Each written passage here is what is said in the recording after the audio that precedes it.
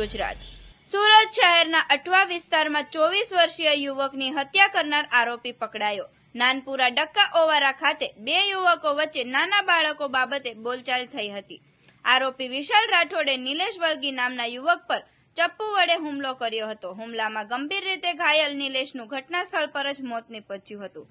આરોપી ઘટનાને અંજામ આપી ફરાર થઈ ગયો હતો।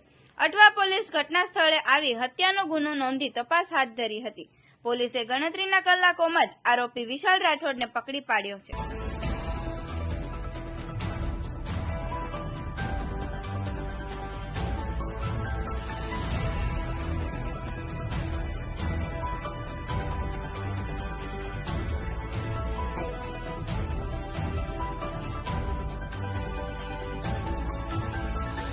આવા અવનવા સમાચાર જોવા માટે જોતા રહો P24 ન્યૂઝ ગુજરાત।